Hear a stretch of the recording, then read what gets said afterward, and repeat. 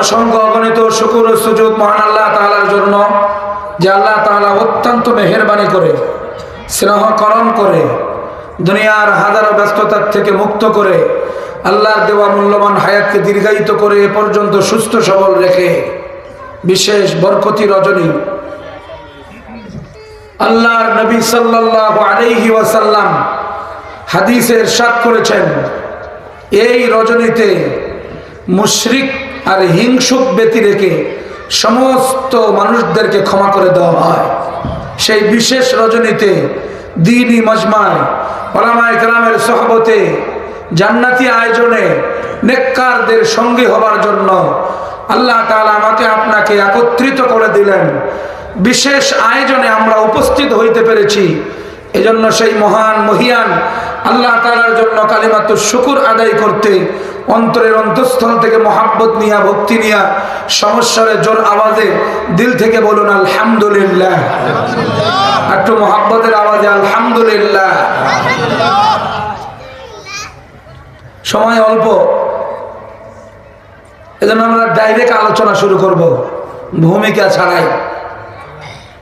আমি আবার গজল বলা বিভিন্ন কিছু বইলে একটু সময় বিলম্ব করায় দাও, ওইরকম অভ্যাস আমার নাই।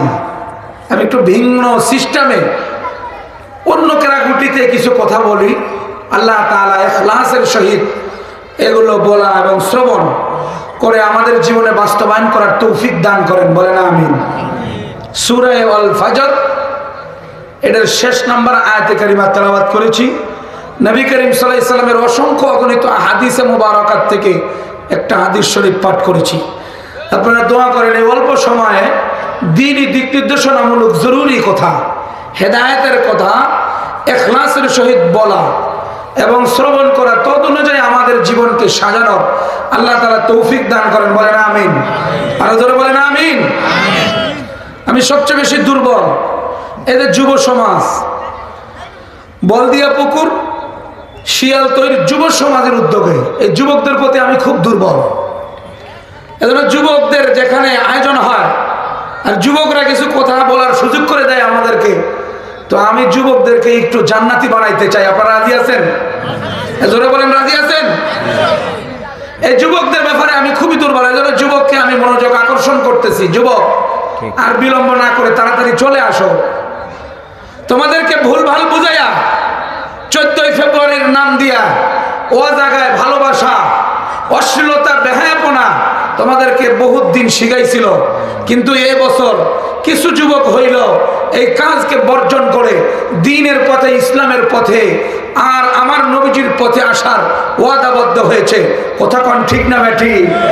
আমরা সেই যুবককে নিয়ে আগাইতে চাই, যে যুবক এই ফ্যাসিস্ট আর জুলুম আর খুনি স্বৈরাচারীকে তাড়াতে তাদের হাতে বন্দুক, পিস্তল, বোমা কিছুই লাগে নাই, শুধু সৎ সাহস ছিল আর সৎ ইমানি শক্তি ছিল। এটার কারণে ফ্যাসিস্ট আর স্বৈরাচারী শাসক দেশ থেকে পালাইতে বাধ্য হয়েছে। কথা কোন ঠিক না বেটি? আমি যুবককে আবার অনুরোধ করি, দাঁড়ায় থাকিয়েন না, বসে যান, ফাঁকা জায়গা পূরণ করে বসে যান।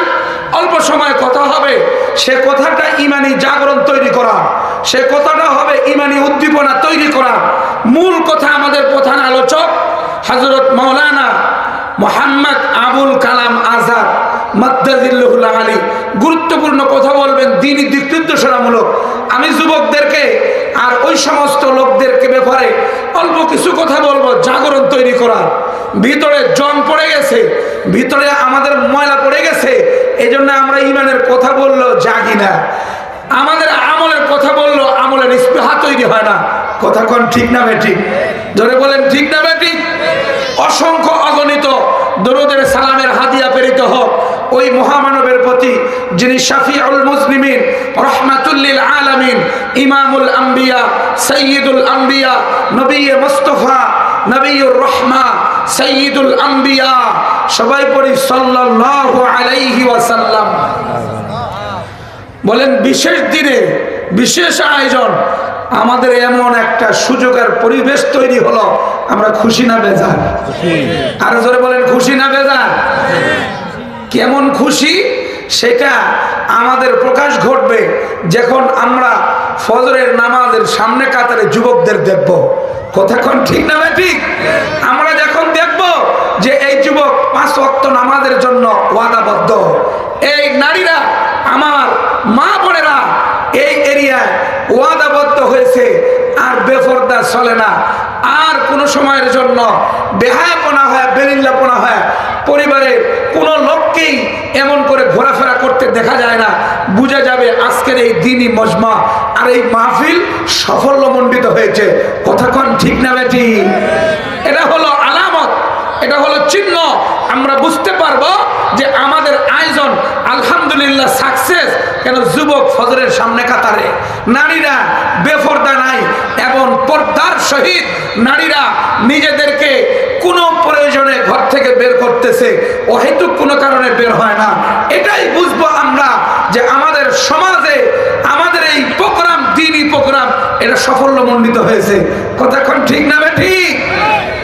যুবকরা কলেজে কলেজে, ভার্সিটিতে, ইউনিভার্সিটিতে, প্রত্যেকটা জায়গাতেই আমরা একটা জাগরণ তৈরি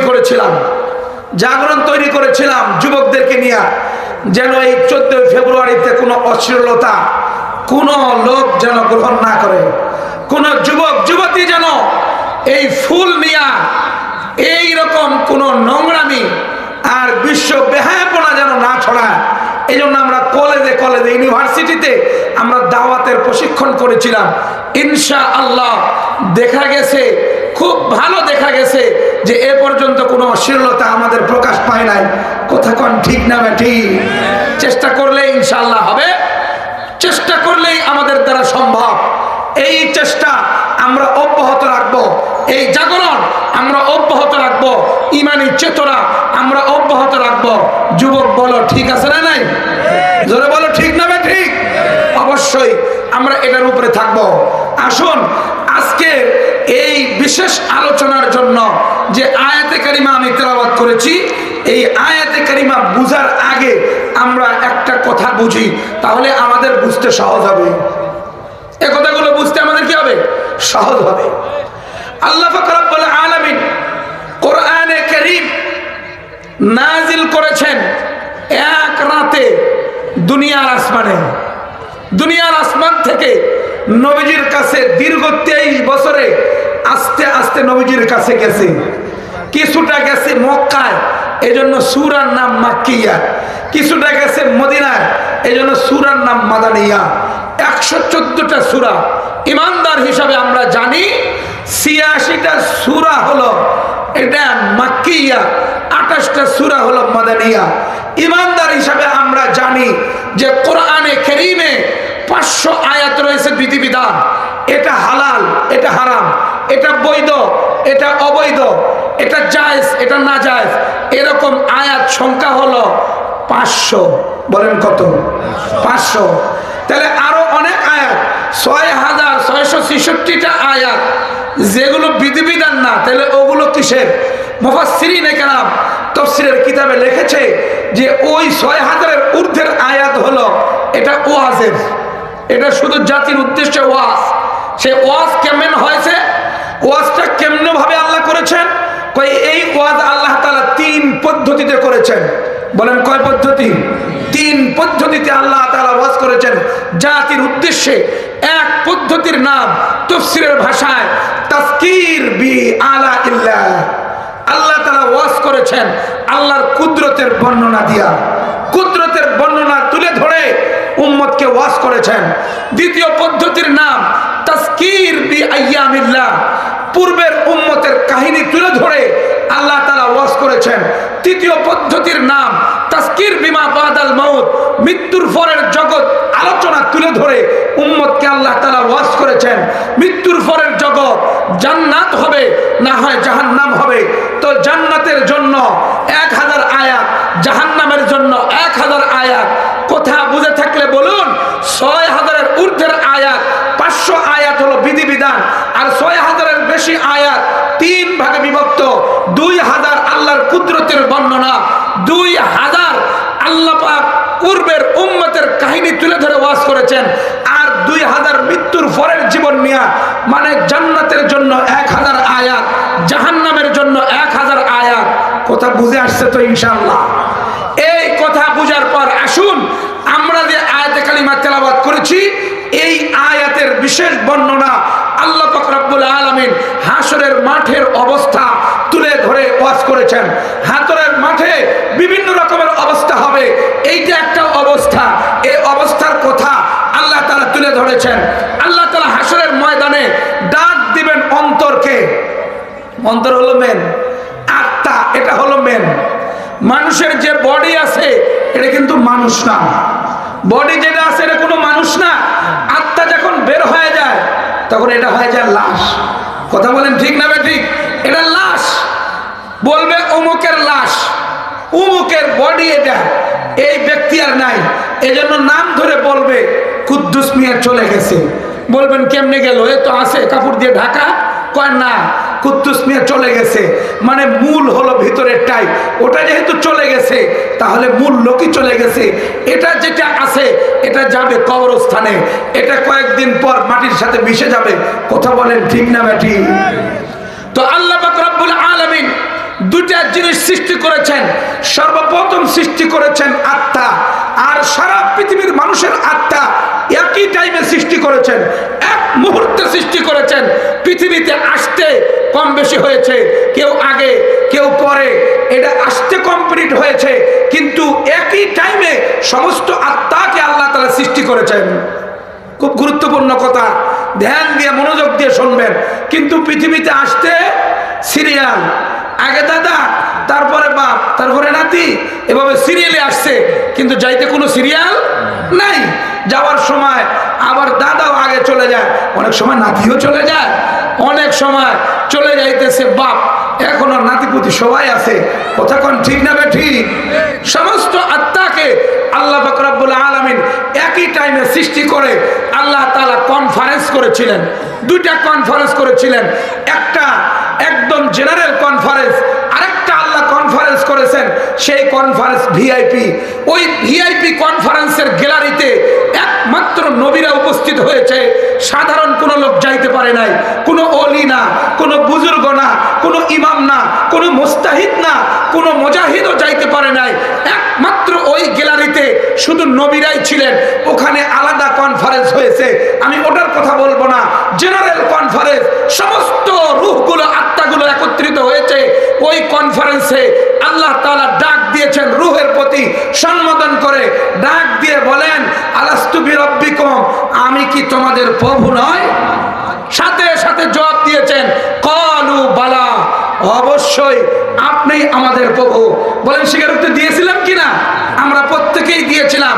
এই স্বীকারোক্তি যখন থেকে আত্মা তৈরি হয়েছে এ পর্যন্ত আত্মার চলমান অবস্থা অব্যাহত আছে।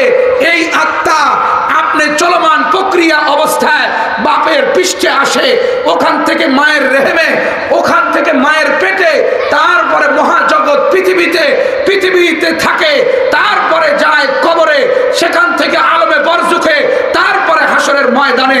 আর হাসরের ময়দানে যখন যাবে আল্লাহ কি বলবেন সেই আয়াতে কারিমা আমি তেলাওয়াত করেছি। বলেন সুবহানাল্লাহ।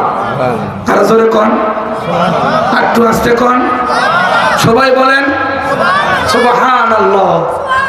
আল্লাহ তাআলা যখন ওই সব রূহকে হাসরের ময়দানে একত্রিত করলেন তখন আত্মাকেই ডাক দিবেন। বডি তো নাই, বডি তো জমিনে দাফন করে দিয়েছেন না? ইমাম সাহেব জানাজা পড়াইছে, দাফন হয়ে গেছে, তো মাটি খায় বেলাইছে, শেষ হয়ে গেছে। আত্মাকে ডাক দিবেন আল্লাহ তাআলা। আত্মাই হলো মেন, আত্মার কিন্তু মরণ নাই। আত্মা যখন থেকে সৃষ্টি হয়েছে এটা শুধু স্থান ত্যাগ করতেছে, এটার কোনো মরণ নাই। কিন্তু বডি যেটা, এটা যেহেতু মাটির পদার্থের তৈরি, এটা মাটিতে বিলীন হয়ে যায়, এটা মাটিতে শেষ হয়ে যাবে, এটা আর থাকবে না। কিন্তু এটা মধ্যে ওই আত্মাকে ফিট করা হয়, এটা আল্লাহ পাক রব্বুল আলামিন ফিট করেন, করে দিয়ে বলেন যে দুনিয়ার সমস্ত পদার্থ দিয়া এই শরীর তৈরি, তুমি দুনিয়ার থেকে উৎপাদন খাদ্যগুলো গ্রহণ করো, তোমার শরীর ঠিক থাকবে। কিন্তু আত্মা হলো আমার হুকুম, আমার হুকুম যত তুমি প্রতিষ্ঠা করবে তোমার আত্মা তত তেজি হবে। বলেন আল্লাহু আকবার। যত আমার বিধান পালন করবা তোমার আত্মা তত শক্তিশালী হবে। বলে না মানুষ, লোকটা দেখি পুরা কলজেরে, সাহস কি বেটা, পুরা কলিজা। কেন বলে? এটা আত্মাওয়ালা লোক, আত্মার মধ্যেই ভয়, আত্মার মধ্যেই দুর্বলতা, আত্মার মধ্যেই কাপুরুষতা আসে। কেন? দিন না মানার কারণে, শরীয়তের উপরে না চলার কারণে, নবীজির সুন্নাহকে ফলো করার না কারণে। এই কারণে এগুলো সমস্যা দেখা দেয়। যখন আত্মা সৎ সাহস নিয়া, সৎ উদ্দীপনা নিয়া সামনের দিকে আগায়, তখন এটা 5 জন হইলেই চলে। পুরা পৃথিবীকে জাগরণ তৈরি করতে 1 লাখের প্রয়োজন পড়ে না। কথা বলেন ঠিক না ঠিক? এজন্য ইসলামের সাথে গণতন্ত্রের সাথে আগুন পানির সম্পর্ক। গণতন্ত্র বলে জনগণই ক্ষমতার উৎস, জনগণ যা করবেই তাই। নাউজুবিল্লাহ নাউজুবিল্লাহ। ইসলাম বলে সবকিছুর ক্ষমতার উৎস কে? জোরে করে বলেন, আরো জোরে বলেন। আল্লাহ সবকিছুর ক্ষমতার উৎস। এজন্য যার আত্মা সুন্দর, যার আত্মা ক্লিন, যার আত্মা পরিষ্কার, শক্তিশালী, এমন লোক যদি 10 জন হয়, তাহলে ওই এরিয়ায় দ্বীন ও ঈমান, সততার ইনসাফ সাপ্লাই করতে অত লোক লাগবে না। লোক কয়েকজনই হইলেই চলবে, কিন্তু সততা লাগবে, সিদক লাগবে, আদালত লাগবে, ইনসাফ লাগবে। ওই কয়টা লোক দিয়াই পুরা পৃথিবীকে জাগরণ তৈরি করা যায়। কথা কোন ঠিক না বেঠি? তার প্রমাণ বদর যুদ্ধ, 313 জন, আর 1000-এর ঊর্ধ্বে ওই সাইটে লোক, 1000-এর ঊর্ধ্বে ওই সাইটে লোক, মাত্র 313 জন। অস্ত্র নাই, খাবার নাই, পজিশন সুন্দর না, এমন একটা জায়গায় তারা দাঁড়াইছে, বালু কাদা, পা দাবিয়ে যাইতেছে, তারপরেও সেখানে তারা দাঁড়াইছে। কিন্তু তাদের সৎসাহস, সন্ত্রাসকে দমন করবে, বেইনসাফকে উঠায় দিবে, নারীদের উপর অবিচার, এটাকে তারা বাতিল করবে। এই এরিয়ায় কোন সময়ের জন্য কোন গরিব হয়েছে, এ কারণে তাকে নিম্ন চোখে দেখবে, সে মজদুর হওয়ার কারণে তাকে নিম্ন পরিবেশে রাখবে। এগুলো সব কিছুর অবসান ঘটে। এই চেতনা নিয়ে বদরের ময়দানে যখন উদ্দিন হয়েছিল, তখন আল্লাহ তাআলা 313 জনকে বিজয় দিয়েছেন। কিয়ামত পর্যন্ত স্মরণীয় ব্যাপার। কথা কোন ঠিক না বেটি? কিয়ামত পর্যন্ত এটা স্মরণীয় ব্যাপার হয়ে থাকবে, এটাকে কেউ ভুলবে না। কেন? কয় এটার পিছনে সৎ সাহস, সৎ উদ্দীপনা, সৎ জাগরণ ছিল, সেটাকে আর কেউ থামাইতে পারে না। এজন্য আমি যুবকদেরকে বলি, যুবক, তুমি তোমার আত্মা, কলিজা, তোমার রূহকে ঠিক করো, কলুষিত করিও না। তোমার মহাব্বত আল্লাহর জন্য, রসুলের জন্য, তোমার মহাব্বত বাপ মায়ের জন্য, তোমার মহাব্বত বোন ভাইয়ের জন্য, তোমার মহাব্বত মুসলমানদের জন্য, কোন অশ্লীলতার বেহায়াপনার জন্য এই মহাব্বতকে লেলিয়ে দিলে তুমি তোমার আত্মাগত ভাবে বিধ্বংস হবে, সামনের দিকে আগাইতে পারবে না। কথা বলেন ঠিক না বেঠি? আল্লাহ তাআলা ডাক দিয়ে বলেন, ইয়া আইয়াতুহান নাফসুল মুতমাইন্না ইরজিই ইলা রাব্বিকি রাদিয়াতাম মারদিয়া ফাদখুলি ফি ইবাদি ওয়াদখুলি জান্নাতি।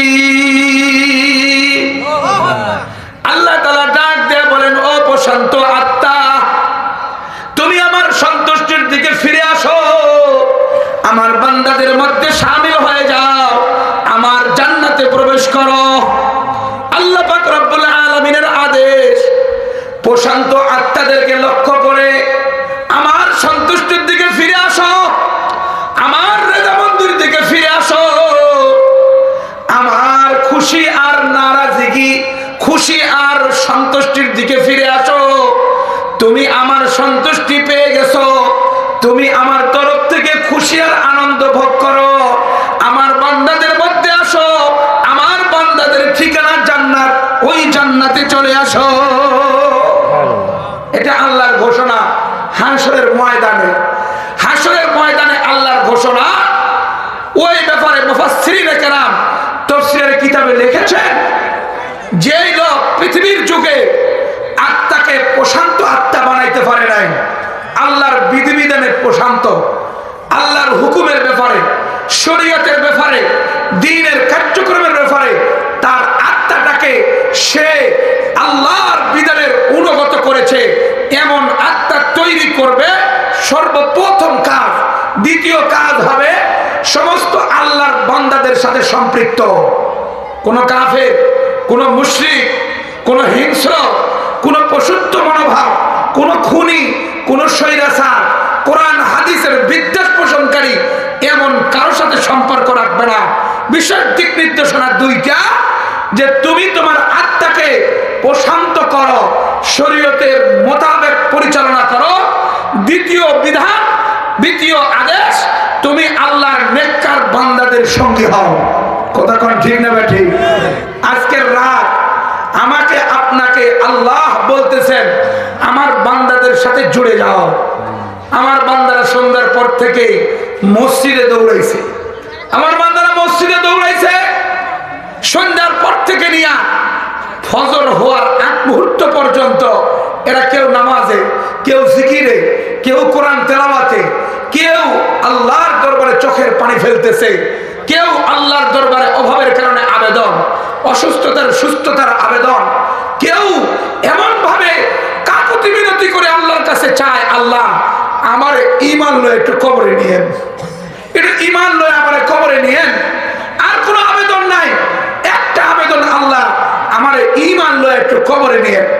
আর কিছু লোকের আবেদন এমন, সারা পৃথিবী জুড়ে তাফসীর করে, সারা পৃথিবী জুড়ে কোরআনের আওয়াজ পৌঁছায় দেয়, জীবনের একটাই আবেদন মাওলার কাছে, আল্লাহ আপনার রাহে আমাকে জিহাদি চেতনার উদ্দীপনা নিয়া, সেই জিহাদি এর উদ্দীপনা নিয়া আমাকে শহীদ মৃত্যু দিয়ে।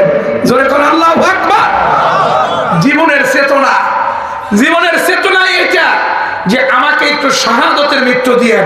কেন একটু বলি 2 মিনিট, রাজি আছেন তো ইনশাআল্লাহ?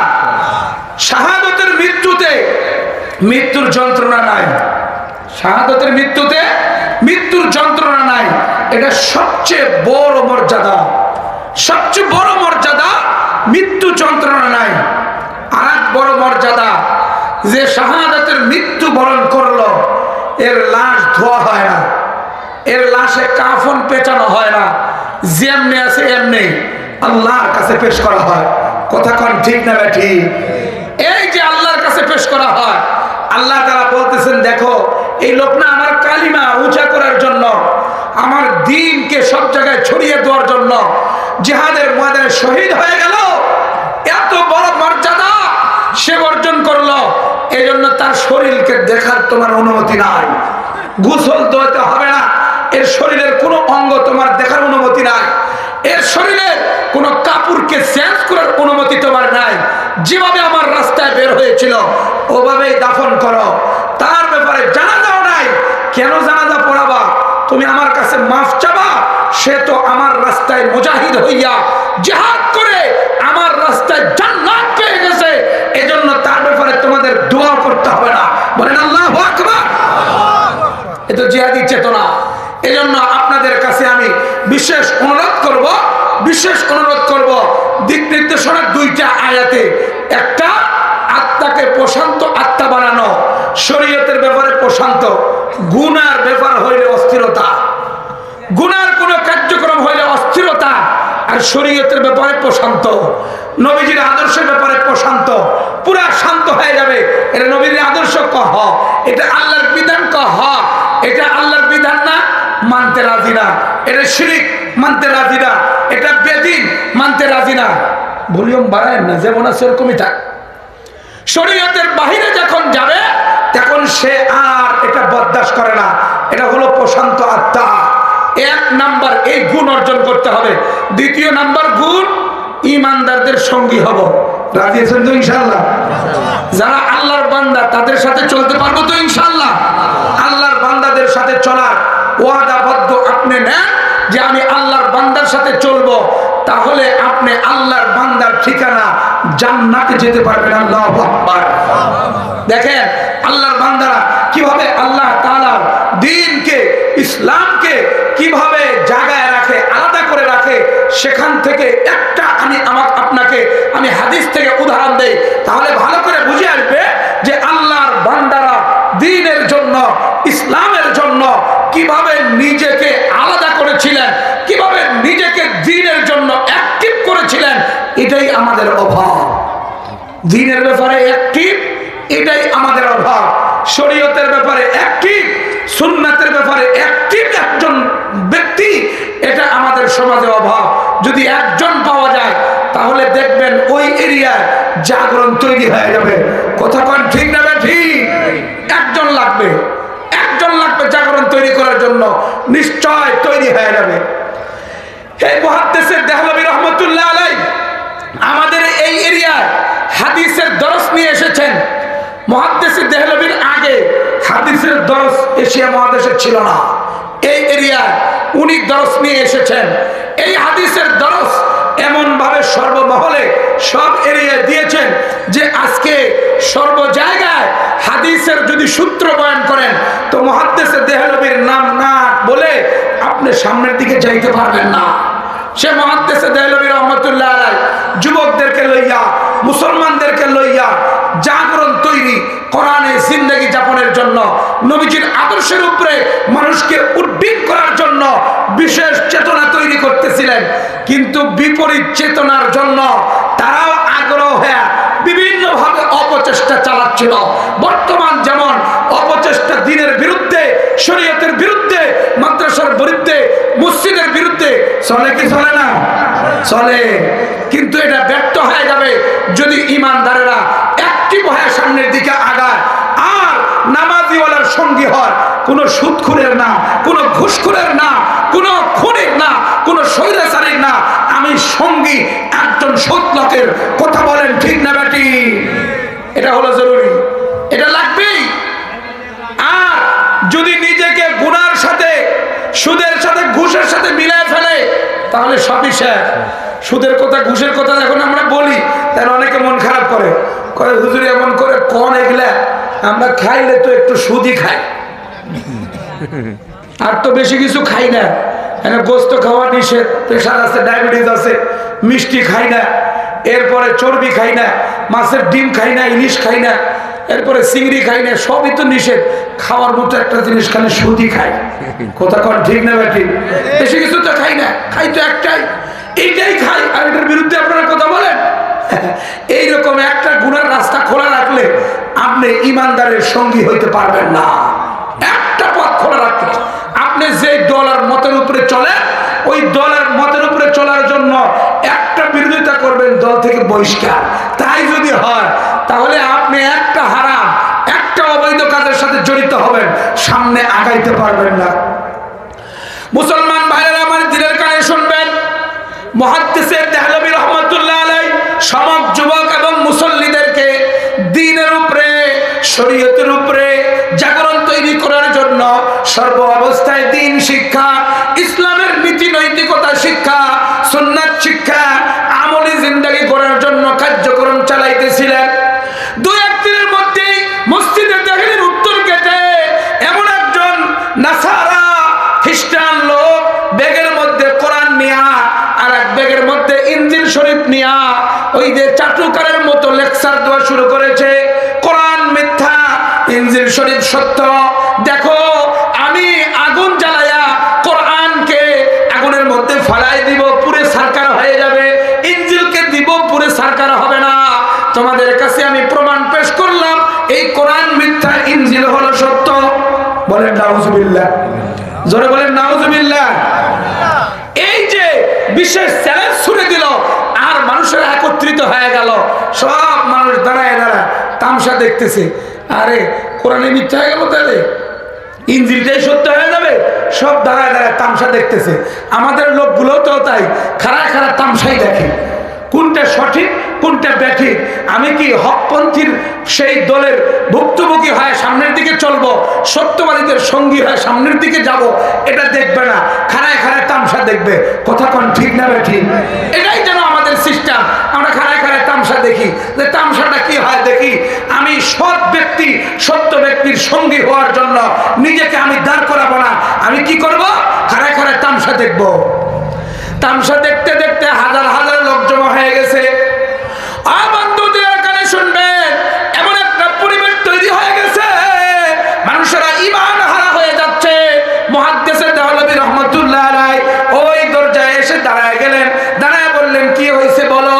কয় কোরআন মিথ্যা, ইনজিল শরীফ সত্য। প্রমাণ হলো আগুন জ্বালাইছি, আগুনের মধ্যে কোরআন দিব, কোরআন পড়ে যাবে, ইনজিল পড়বে না। মুহাদ্দিস দেহলভী দাঁড়ায়া হাত মুঠ করে এমন করে আঙ্গুল খাড়া করে বললেন,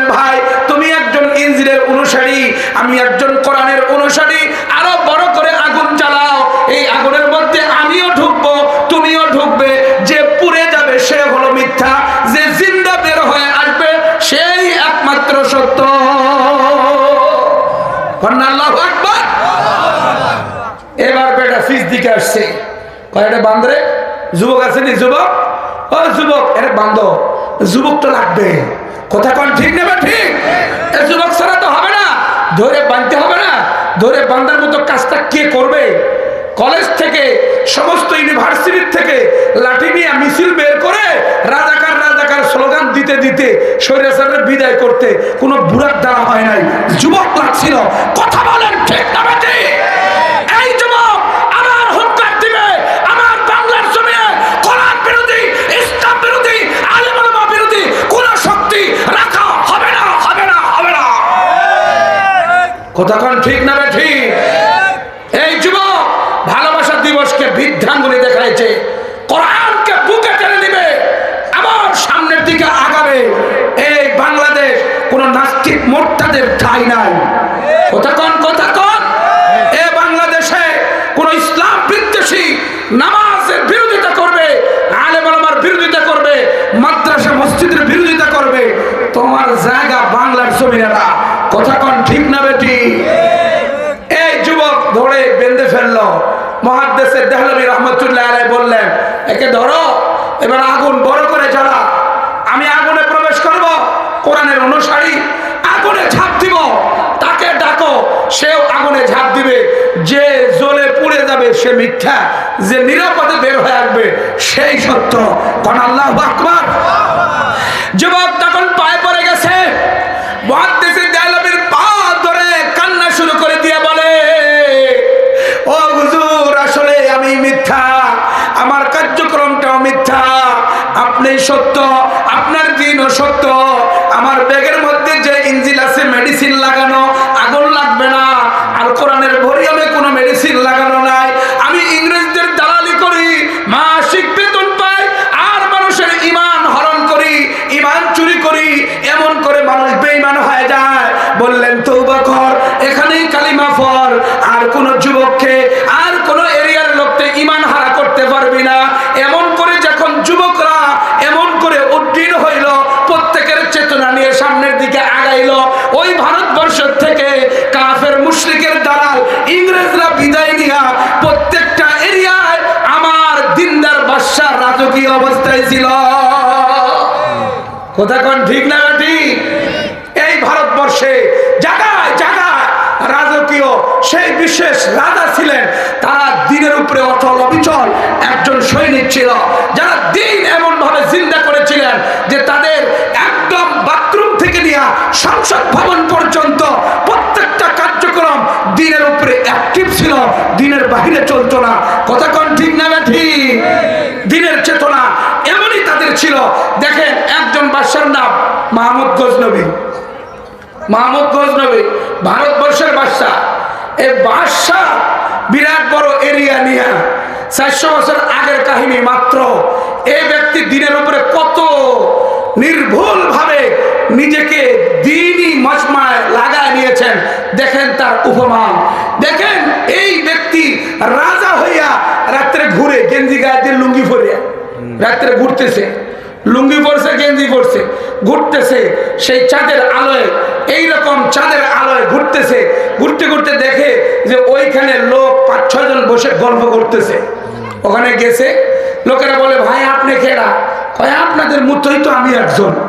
তো যে 5-6 জন বসে গল্প করতেছিল এরা সবাই চোর। চোরেরা যখন জিজ্ঞেস করছে আপনি কে, বলছে আপনাদের মতোই। এনারা বুঝলো যে আসলে হ্যাঁ চোর। তো ভাই বসেন, বসাইছে, বসে গেছে। এবার বলতেছে যে আমরা তো চুরি করব, তো চুরিটা কিভাবে সম্পাদন হয় এই জন্য আমরা একটা পরামর্শ করতেছি, আপনারা রাজি আছেন? তো আপনারা যখন আমিও তাই। ঠিক আছে, আপনারা যখন আমিও তাই। এভাবেই সামনের দিকে সে আগাইছে। পরে পরামর্শ শুরু হয়েছে। ডান দিক থেকে বলতেছে, ভাই কেমনে চুরি সম্পাদন করা যায় বলো। কয় আমার হাতে এমন একটা শক্তি আছে, আমি যদি দেওয়ালের মধ্যে বক্সিং মারি দেওয়াল ছিদ্র হয়ে যাবে, শিং কেটে ভিতরে ঢুকতে পারবো, এত আমার পাঞ্জার মধ্যে শক্তি। তারপরে থেকে বলছে, বল তোর কি আছে দক্ষতা? কয় কুকুর ঘেউ ঘেউ করে কি বলে আমি বুঝতে পারি, কুকুরের আওয়াজকে আমি তর্জমা করতে পারি। কয় মারাত্মক তো, আচ্ছা তারপর একটা বল। তৃতীয় জন বলে, আমার এত নাকে যোগ্যতা আছে, ওই ধনভাণ্ডার সমাজে ওই বাদশা অথবা ওই বাড়ির কোথায় রাখা আছে, আমি জাতি নিয়ে নাকে ঘ্রাণ নিলেই বলতে পারি অমুক জায়গায় ধনভাণ্ডার লুকানো। কি যোগ্যতা! একটার পর একটা যোগ্যতার কথা বলতেছে। এবার আসছে ওই যে আগন্তুক লোক বাদশা, এ ভাই আপনি কি করবেন কোন দেখি, আপনার কোনো যোগ্যতা আছে? কয় হ্যাঁ আমার একটা যোগ্যতা আছে। আপনাদের সবার যোগ্যতা মোতাবেক আপনাদের কারবার দ্বারা একটা চুরি সম্পাদন করা যায়, কিন্তু আপনি যদি গ্রেফতার হয়ে যান তো গ্রেফতার থেকে নিজেকে বাঁচানোর মতো আপনাদের কাছে কোনো যোগ্যতা নাই। আমার কাছে একটা যোগ্যতা আছে, আমি যদি দাড়ি লাগা দেই তাহলে সবাই নাজাত পেয়ে যাবে। কয় বাহ, আপনারটা তো হেভি। এই লাস্টেরটা তুই বল। লাস্টের আরেকজন লোককে বলছে তুই বল এবার তোর যোগ্যতা কি? কয় আমার এমন যোগ্যতা, অন্ধকারে রাতের অন্ধকারে কাউকে দেখলে আমি দিনে চিনতে পারি। এই লোকটাই ছিল ওইটা, এইটা আমার যোগ্যতা। আচ্ছা ঠিক আছে, সবার কথা যখন বলা হয়ে গেল এবার চলো, এবার চুরি কোথায় হবে? কই বাদশার বাড়িতেই হবে। এবার চলো সবাই, এবার রওনা, বাদশার বাড়িতেই চুরি হবে। এবার রওনা করছে, যাচ্ছে। ইতিমধ্যে কুকুর ঘেউ ঘেউ করলো, তর্জমাকারী তর্জমা করলো, বাদশা তোমাদের সাথে আছে। কুকুর বলতেছে বাদশা তোমাদের সাথে, কোথায় যাচ্ছ, কেমনে যাচ্ছ, সাবধানে যাও, বাদশা তোমাদের সাথে। কুকুর ঘেউ ঘেউ করে বলল, তর্জমা করলো, কিন্তু কারো মাথায় আর ঢুকলো না। লোভ, লোভ, কথা কোন ঠিক নেবে ঠিক, লোভ, লোভের কারণে আর সঠিকটা মাথায় ঢুকে না। সামনে আমরা পাবো ধনভাণ্ডার, সামনে পাবো টাকা সোনা, কত কিছু পাবো। এই জন্য কুত্তা কি করলো আর তর্জমা কি করলো কোনোটাই শুনে না। ও বক্সিন দিয়া দেওয়াল ছিদ্র করে বাস ভিতরে ঢুকে পড়েছে, মাটি নিয়া ঘ্রাণ নিয়া বলে দিয়েছে অমুক জায়গায় ধনভাণ্ডার আছে সিন্ধুকে, যাও। সামনের দিকে গেছে, সমস্ত কারবার শেষ। বাদশা কিন্তু সাথেই আছে, সমস্ত কারবার শেষ হয়ে গেছে, সবাই বাটোয়ারা করে নিয়ে চলে গেছে। ভাত বাদশাকেও দিছে। সকাল যখন হয়েছে বাদশা সিংহাসনে বসে ওই লোক যতগুলো চুরি করছিল সবগুলো ডাকছে। সবাই যখন উপস্থিত হয়ে গেল, সবাই যখন বসলো, কেউ তো আর চিনতেছে না যে এই লোক আমাদের সাথে গতকালকে ছিল, কিন্তু একটা লোকের যোগ্যতা ছিল, যেই লোক রাতের অন্ধকারে দেখলে দিনেও চিনতে পারে। ওই লোক এসে কানে কানে বললেন, হুজুর আপনি তো আমাদের সাথে গতকালকে ছিলেন। এখন এই লোকের চোখকে কিভাবে বন্ধ করবেন? এই লোকের চোখকে তো থামানো আর বন্ধ করা যায় না। বললেন ভাই গতকালকে আপনি আমাদের সাথে ছিলেন, কিন্তু আপনার একটা বড় যোগ্যতা ছিল, ওই যোগ্যতা আপনি প্রকাশ করেন। আপনার দাড়ি লাড়া দিলে সময় ছাড়া পেয়ে যাবে, এই যোগ্যতা প্রকাশ করেন। তখন মাহমুদ গজনবী চোখের পানি ছেড়ে দিয়ে বললেন, আইনা মা কুনতুম ওয়া হুয়া মাআকুম, আইনা মা কুনতুম, তুমি যেখানেই থাকো না কেন মাওলা সেখানে আছে। আমি তোমাদের সাথে ছিলাম, তোমরা চুরি টুরি যা কিছু করলা তোমাদেরকে আমি বাধা দেই নাই। একটা মাসলা তোমাদেরকে আমি বুঝাই দিতে চাই, আমি থাকলাম তোমাদেরকে বাধা দিলাম না, সময় মতো তোমাদেরকে ডেকে নিয়ে কাঠ গোড়ায় দাঁড় করায় দিলাম।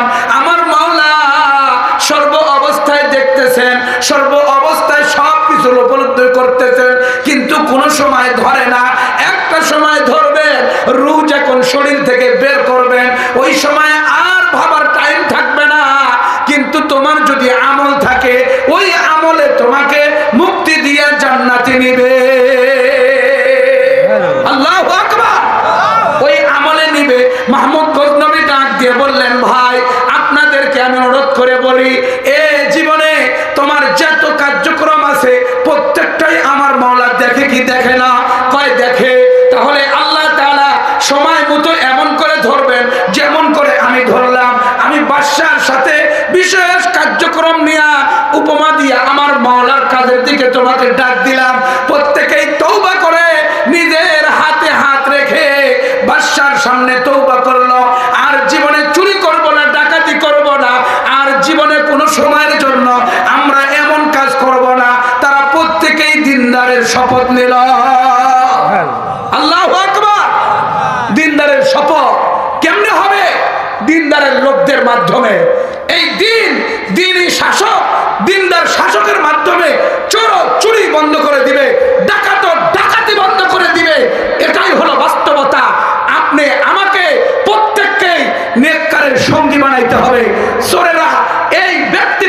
সঙ্গী হইল তখন চোর থেকে তওবা করার জন্য সুযোগ পেয়ে গেল। আর যদি এদের সঙ্গী না হইতো কোনোদিনও সম্ভব না। বলেন আজকে তাহাজ্জুদের জন্য কারা কারা উঠবেন একটু হাত উঠান। এই তিনজন সবরাতের রাতে তিনজন তাহাজ্জুদে কারা কারা উঠবে? এই যে কয়েকজন হাত উঠেছে। আর বাইগুলো কি তাহাজ্জুদ পড়বে না? বুঝতে পারেন না তাহাজ্জুদ কারা কারা পড়বেন আজকে? সবরাতের রাত না, কি তাহাজ্জুদ পড়বেন না? এই কয়েকজনই, অন্যদিন তো পড়বেনই না। আজকে তো একটা বিশেষ রাত, সে রাত্রেও পড়তে রাজি না। সুবহানাল্লাহ। যুবক কে কে পড়বে? হাত উঠাও দেখি। যুবক কে কে পড়বা? আলহামদুলিল্লাহ, আলহামদুলিল্লাহ, আল্লাহ কবুল করেন। জোরে বলেন আমিন। এই যুবক তাহাজ্জুদে উঠবে, এই যুবক তাহাজ্জুদে উঠবে। যারা ওয়াদা করলো তারা উঠবে। বলেন যারা সারা বছর পরে তারা উঠবে কিনা? আজকে সারা বছর যারা পরে তারা উঠবে কিনা? তারাও উঠবে। কিন্তু আল্লাহ পাক রব্বুল আলামিন দেখবেন যে আজকে আমার নবী অফার দিয়েছিলেন, নবীজি বলে দিয়েছিলেন যে এই লাইলাতুন নিসফি মিন শাবান, শাবানের অর্ধ রজনীতে কিছু লোক আল্লাহ তাআলার রহমতের আশায় দৌড় দিবে, আমি তাদের ওসিলায় সবাইকে মাফ করে দিব। আল্লাহু আকবার। এই লোকগুলো দৌড় দিবে। এজন্য আপনাদেরকে বলি আজকে সুযোগ আপনি নেককারদের সঙ্গী হওয়া, তাহাজ্জুদের সঙ্গী হওয়া, আপনার শুধু মুসল্লিদের সাথে সঙ্গী হওয়া। কই কোনোদিনই তো যাই নাই, আজকে যাবো, কোনোদিনই তো যাই নাই, আজকে কেমনে যাব মসজিদে? এ পর্যন্ত 1 বছর হয়ে গেছে যাই নাই, তাহলে কেমনে যাব? এই যে লজ্জা আসছে, এই যে শরম আসছে, এটার কারণেই আল্লাহ আপনাকে মাফ করবেন। জোরে করেন আল্লাহু আকবার। কেন একজন চাকরিজীবী চাকরি করতে যদি 3 দিন না যায় বেতন কাটা যাবে কিনা? 1 মাস যদি না যায় চাকরি শেষ, চাকরি থাকবে না। আর এ নিজেকে প্রস্তুত করায়া, নিজেকে তৈয়ার করায়া যাচ্ছে, আবার যায় না, আবার শরম করে কোনোদিন যাই নাই আজকে যাব, কোনোদিন যাই নাই আজকে যাব, এমন করে যাইতেছে। এই ব্যক্তির মধ্যে একটা জাগরণ তৈরি হয়েছে। যুবক দিনের কানে শোনো, জাগরণ তৈরি হয়েছে কেমন? এ রওনা করতেছে আর বলতেছে মালিক আমার বয়স 25 বছর, কোনোদিন মসজিদে যাই নাই। গিয়েছিলাম জুমার দিনে, গিয়েছিলাম মাগরিবের সময়, আমার বোনের যখন বিয়ের দোয়া হয়েছে তখন এক সময় গিয়েছিলাম, কিন্তু তাহাজ্জুদের সময় কোনো সময় যাই নাই। এক পায়ে আগায় আবার চিন্তা করে কোন টাইমে উপস্থিত হইলাম, এমন টাইমে উপস্থিত হইলাম আপনার ভিআইপি পার্সেল লোকগুলো থাকে, জীবনে তাহাজ্জুদ মিস দেয় নাই, জীবনে কোরআন তেলাওয়াত মিস দেয় না, জীবনে তাকবীরে উলা মিস দেয় না, এই লোকগুলো এই টাইমে আসে। কিন্তু আমি 25 বছর ও মাওলা তোমার এই ঘরের জন্য আমাকে তৈয়ার করি নাই, এমন করে যাইতেছে আর ভিতরে কল্পনা চলতেছে। এক পর্যায়ে মসজিদের দরজার সামনে যাইয়া আল্লাহকে ডাক দিয়ে বলে আল্লাহুম্মা ফতাহলি আবওয়াবা রাহমাতিক, ও আল্লাহ আপনার রহমতের দরজাগুলো খুলে দাও। আল্লাহ বলেন ভিতরে কল্পনা জল্পনা, আমার প্রতি ভয়, গুনাহ হয়ে গেছে অনেক, জীবনে কোনোদিন আসো নাই, এমন করে তোমার যখন জীবনে প্রত্যেকটা মুহূর্তের কল্পনা জল্পনা চলতেছে, আমি তোমার রহমতের দরজা খুলে দিলাম, এবার ঢুকে পড়ো। যখন ঢুকে পড়েছে আল্লাহু আকবার স্লোগান দিয়া তাকবীরে তাহরিমা বেঁধেছে, এবার মালিকের দরবারে হাদিয়া দেয় আলহামদুলিল্লাহি রাব্বিল আলামিন। আল্লাহ বলেন হামিদানি আবদি, আমার বান্দা আমার প্রশংসা করেছে। আর রহমানির রহিম, আল্লাহ বলেন আসনা আলাইয়া আবদি, আমার বান্দা আমার প্রশংসা করেছে। মালিক ইয়াউমিদ্দিন, আল্লাহ বলেন মাজ্জাদানি আবদি, আমার গোলাম আমার বরত্বের স্লোগান দিয়েছে। ইয়াকা না'বুদু ওয়া ইয়াকা নাস্তাঈন, আল্লাহ বলেন ওয়ালি মা বাইনা আবদি ওয়ালি আবদি মা সাআল, এটা আমার মাঝে আর বান্দার মাঝে লুকায়িত। আমার বান্দার দিল তৈরি করেছে, আমার বান্দার দিল পরিষ্কার করতে চায়, আমার বান্দার দিলটাকে কোরআনের সাথে লাগাইতে চায়, নামাজের সাথে লাগাইতে চায়, তাহাজ্জুদের সাথে লাগাইতে চায়। আল্লাহ তখন ডাক দিয়ে বলেন ইয়া আইয়াতুহান নাফসুল মুতমাইন্না, ও প্রশান্ত আত্মা, এবার আমার সন্তুষ্টির দিকে আসো, এবার আমার বান্দাদের সাথে শরীক হও, আমি তোমাকে আমার জান্নাত দিয়ে দিব। জোরে জোরে কোন আল্লাহু আকবার। এই চেতনা নিয়ে যুবক যাইতে পারবা? যুবক, আজকে তাহাজ্জুদের সময় এই চেতনা নিয়ে যাইতে পারবা ইনশাআল্লাহ? হাত উঠে মাওলাকে দেখাও। নারায়ে তাকবীর, নারায়ে তাকবীর। এই আওয়াজে তো শরীরে সারি ফালাবে না, শয়তান তো আরো পরে। একটু জোরে আওয়াজ দিতে পারবেন? এই কথা বলেন, আওয়াজ দিতে পারবেন? একটু হাত উঠান। শয়তান যেন না থাকে। শয়তান এমনি নাই, যেহেতু বরাতের রাত, শয়তান বেশিরভাগই নাই। নারায়ে তাকবীর, নারায়ে তাকবীর। কোরআন হাদিস যেখানে, আলেম ওলামা যেখানে, মাদ্রাসা মসজিদ যেখানে, সুদ ঘুষ যেখানে, কিছু লোক তো ফির কয় না, কয় কি করবো, মুই তো হাসই লাগে, কয় আর কি করবো। আর সুদি আর ঘুষের কারবারটা বেশি হয়ে গেছে। আমাদের সমাজে ঋণ নেয়, ঋণ কেউ দিতে রাজি না, কেউ ঋণ দেয় না। কথা কোন ঠিক না? ঠিক, ঋণ দেয় না। চাইতে গেলে টাকা আছে, বলবে যে কত টাকা লাভ দিবি বল। যদি 6 মাসে 50,000 দিতে পারোস তাহলে 1 লাখ টাকা নিয়ে যা। যতক্ষণ পর্যন্ত সেই লভ্যাংশ, সেই বিশেষ লাভ না দিবে, ইন্টারেস্ট না দিবে, সুদী মহাজন কখনো আপনার উপকার করতে রাজি না। কথা কোন ঠিক না বেটি? এরা হলো হিংসুক। এই হিংসুক এই সব রাতের দিন মুক্তি পাবে না। এই হিংসুক হিংসা নিয়ে জিন্দগি যাপন করে, কোনোদিন কারো উপকার করে না। আর তারপরেও আমাদের অভ্যাস বড়ই খারাপ। যদি আমরা দেখি যে একজন লোকের টাকা দিছি, তাহলে ও আপনাকে দেওয়ার জন্য আগ্রহী না, আপনি দৌড়ে দৌড়ে ভিখারির মতো পিছে ঘুরে ঘুরে টাকা উসুল করতে হয়। কথা কোন ঠিক না ঠিক? আমার একজন ওস্তাদ মহোদয়, বগুড়া বাড়ি, ওনার বগুড়া ভাষায় কথা বলে। তে হুজুর একটা গল্প শোনাইতেছিল। কয় হুজুর বলতেছিল, দেখো আমার বাড়ির পাশে একটা লোক 1 লাখ টাকা নিছে আর দেয় না, দেয় না, দেয় না। 4-5 বছর হয়ে গেছে। পরে একদিন ওর মোবাইল নাম্বার পায়, রিং দিছে, ভাই তুই কই? কয় হুজুর আসেন, আপনার টাকা দিব, আমার বাড়িতে আসেন, আমার বাড়িতে আসেন, আপনাকে আমরা টাকা দিব। তো বাড়িতে যখন গেছে, যাওয়ার পরে দেখে যে পুকুরের ফাড়ে ইউক্যালিপটাসের গাছ লাগাইতেছে। তো পরে বলছে কি, আমার ভাই টাকা দিবেন? বলতেছে এই যে হুজুর গাছটা লাগাইলাম না, এই গাছটা বড় হয়ে কাটিয়ে বিক্রি করে আপনাকে টাকা দিয়ে দেবো। হুজুর তখন এর জবাব শুনে হাসতেছে, কি আর করবে। যখন হাসতেছে তখন বলতেছে, ও নগদ নগদ তো ফাইল এলেন, এই জন্যই তো হাসিটা দিতেছেন।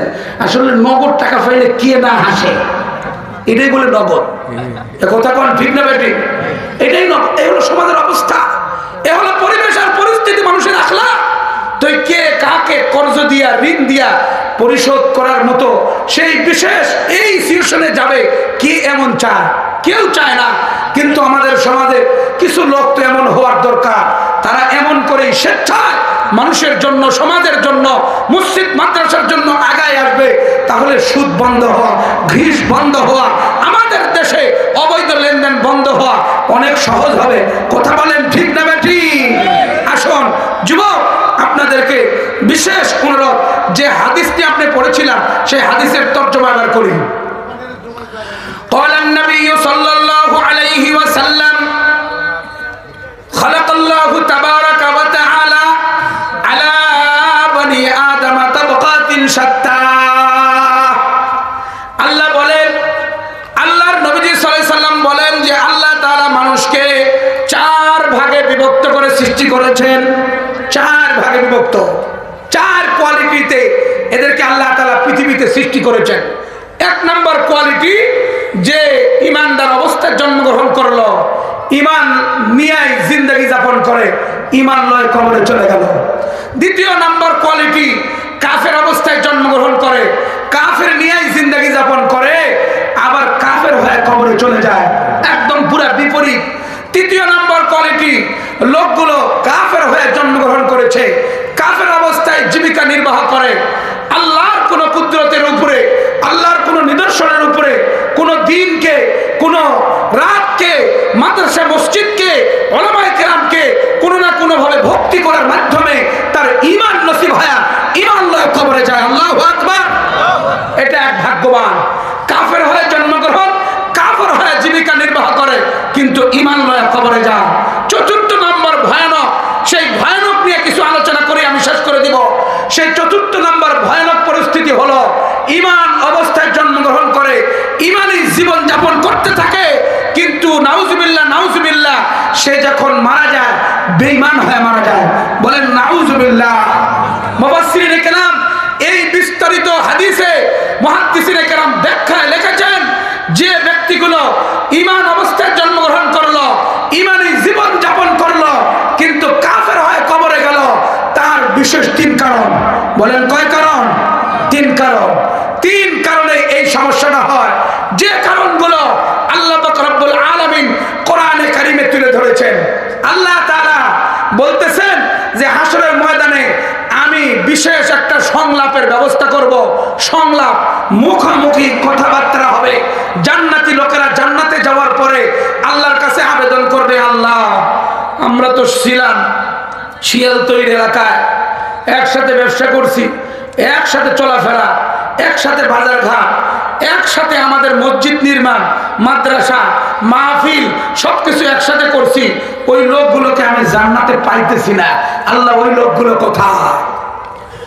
আল্লাহ পাক রব্বুল আলামিন বলেন, মা তাশতাহি আনফুসুকুম ওয়া লাকুম ফীহা মা তাদউন।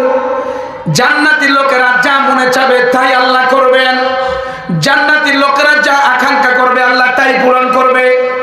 আল্লাহ তাআলা ডাক দিয়ে বলেন, ও জান্নাতি ভাই, ও জান্নাতি আমার বান্দারা, তোমাদের সাথে বন্ধু বান্ধব দুনিয়ায় যারা ছিল তাদের সাথে দেখা করতে চাও, আসলে তারা জান্নাতি হয় নাই, তারা জাহান্নামে পড়তেছে।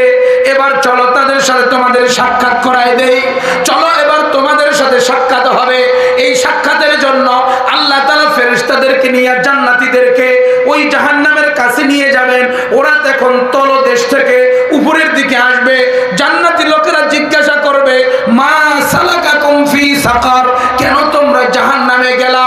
ডাক দিয়ে বলবে, ক্বালু নামলাকু মিনাল মুসাল্লিন ওয়া লাম নাকু নুতঈমুল মিসকিন ওয়া কুন্না নাখুযু মাআল খাইদিন ওয়া কুন্না নুকাযযিবু বিয়াউমিদ্দিন। জোরে কোন আল্লাহু আকবার। কয় আমরা তো চার অপরাধে অপরাধী ছিলাম, চারটা অপরাধ আমাদের চলছে, সর্বদাই চার অপরাধে অপরাধী আমরা। এক নাম্বার, আমরা মুসল্লি ছিলাম না। বলেন কি ছিলাম না? জোরে বলেন কি ছিলাম না? জোরে বলেন কি ছিলাম না? যারা কয় না দেখেন এরা নামাজ ঠিকঠাক পড়ে, এ বলেন কি ছিল না? তারা মুসল্লি ছিল না। বড় অপরাধ, আমরা মুসল্লি না। সব রাতে গেছিলাম, টুপি আলমারির থেকে বের করে তসবিহ বের করে গেছিলাম, নামাজ তো কোন রকম পড়ছি, তবরাতটাই মেন ছিল। কথা কোন ঠিক না? ঠিক। তবরাতটা মেন ছিল, তবরাতটা নিয়ে এসে পড়ছি, কিন্তু গেছিলাম। সব রাতে গেছিল, এই জন্যে সব রাতে তাহাজ্জুদের সময় যায় নাই। ওই যুবকের মতো চেতনা নিয়ে আল্লাহ বলতেছেন যে তোর নফসকে, আত্মাকে আমি ঠিক করে দিব, কিন্তু ভিতরে তো জাগরণ তৈরি হতে হবে। ভিতর থেকে আমি ভিতরটা দেখি, আমার ক্যামেরা বাহির সাইড কখনো কি করে না, সেভ করে না, ভিতরটা সেভ করে। কোন আল্লাহু আকবার। আল্লাহর ক্যামেরা ভিতরটা দেখে। নবী করিম সাল্লাল্লাহু আলাইহি সাল্লাম বলেন, ইন্নাল্লাহা লা ইয়ানজুরু ইলা সুওয়ারিকুম ওয়া আমওয়ালিকুম ওয়ালাকিন ইয়ানজুরু ইলা কুলুবিকুম ওয়া আমালিকুম। আল্লাহ তোমাদের চেহারা আকৃতির দিকে দেখেন না, তোমাদের মালের দিকে দেখেন না, আল্লাহ দেখে তোমাদের দিল এবং তোমাদের আমল। আল্লাহ দেখবেন ভিতরটা, ভিতরটা দেখবে।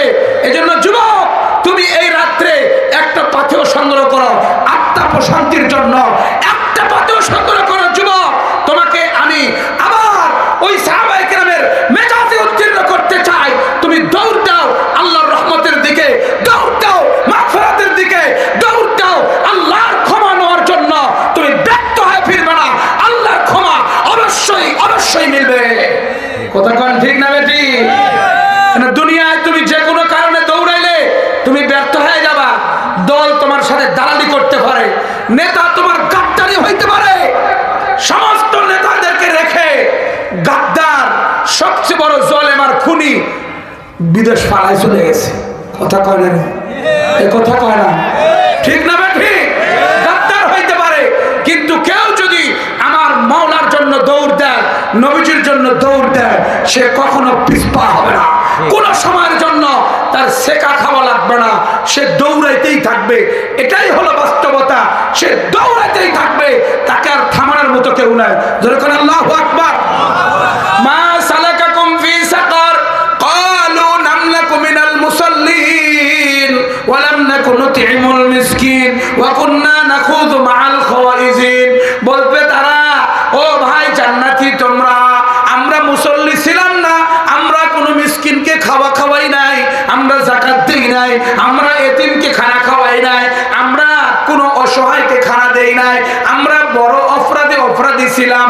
আরেকটা বড় অপরাধ হলো যারা দ্বীনের বিরোধিতা করে, আলেম ওলামার বিরোধিতা করে, মাদ্রাসা মসজিদের বিরোধিতা করে, তাদের স্লোগানের সাথে আমাদের স্লোগান ছিল, বলেন নাউজুবিল্লাহ, ওয়া কুননা নাখুযু মাআল খাওয়াইজিন। বড় অপরাধ, বড় অপরাধ এটা। যারা ইসলামের বিরুদ্ধে আওয়াজ দেয় তার সাথে আওয়াজ মিলাইছে, বিরাট অপরাধ। যারা কোরআন হাদিসের বিরুদ্ধে আওয়াজ দেয় তার সাথে আওয়াজ মিলাইছে। সারা পৃথিবীতে তাফসীর করেছে, সারা পৃথিবীতে ওয়াজ করেছেন, ওই লোক নাকি ধর্ষক, এবারে সাক্ষী দিতে গেছে। কথা কোন ঠিক না ঠিক? আর কোনো অপরাধের প্রয়োজন নাই, সুদ খাওয়া লাগবে না, ঘুষ খাওয়া লাগবে না, আর কিচ্ছু করতে হবে না। একটাই অপরাধ, একজন নবীর ওয়ারিসের বিরুদ্ধে সাক্ষী দিতে গেছে, আর কিছুই লাগবে না। কথা কোন ঠিক না ঠিক? এই তো অপরাধী, আর কিছুই না।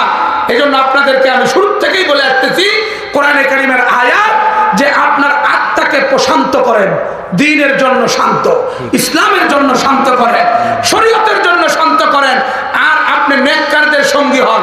আপনার স্লোগান নেককারের সাথে, নেককার দাঁড়ায় বলতেছে আল্লাহু আকবার, আপনিও বলেন আল্লাহু আকবার। নেককার দাঁড়ায় বলে সামিআল্লাহু লিমান হামিদা, আপনার স্লোগান ওটা হবে রব্বানা ওয়া লাকাল হামদ। এমন ভাবে আপনার স্লোগান নামাজি ওয়ালার স্লোগান, আপনার স্লোগান হলো ইমানের স্লোগান। এত বদর যুদ্ধে, উহুদ যুদ্ধে যখন নবীজি ক্ষত হয়ে গেল, সাহাবায়ে কেরাম শহীদ হইল, তখন প্রত্যেকেই আওয়াজ দিতেছ উলু হুবাল, উলু হুবাল, উলু হুবাল। কি বলবে? নবীজি শিখাই দিলেন, তোমরা বলো আল্লাহু আকবার, আল্লাহু আকবার, আল্লাহু আযম, আল্লাহু আ'লা। জোরে করে আল্লাহু আকবার। উলু হুবাল সেই মূর্তির নাম ধরে স্বাগতম জানাচ্ছে, মূর্তির নামে আওয়াজ উচ্চারণ করতেছে, তুমি আওয়াজ দাও, আল্লাহ সবচেয়ে বড়। কথা কোন ঠিক না ঠিক? এজন্য এই সমাজে আমরা চাই, যারা এ দেশে কর্ণধার হতে চায়, এ দেশের সেই লাঠি, এই দেশের সেই বিশেষ জানটা উঁচা করতে চায়, তাদের নামে আল্লাহর নাম না থাকলে, তাদের নামে অন্য কোনো স্লোগান থাকলে আমরা তাদেরকে সাপোর্ট করি না। কথা কন, আমরা তাদেরকে সাপোর্ট করি না যদি তাদের স্লোগানে আল্লাহর নাম না থাকে। আসুন, আল্লাহ পাকের নবী সাল্লাল্লাহু আলাইহি ওয়াসাল্লাম হাদিসে যে বিশেষ কথা তুলে ধরেছেন, তৃতীয় শ্রেণীর লোক, চতুর্থ শ্রেণীর লোক সবচেয়ে সেনসিটিভ, তৃতীয়ত সৌভাগ্যবান, মুহূর্তেই জান্নাতে চলে গেল। কাফের অবস্থায় জন্ম, কাফের অবস্থায় জিন্দেগি সে যাপন করেছে, কিন্তু ঈমান হয়ে কবরে গেল। ধরে কোন ঠিক না ঠিক? নারে তাকবীর, আল্লাহু আকবার। প্রধান বক্তার আগমন, শুভেচ্ছা স্বাগতম। বলেন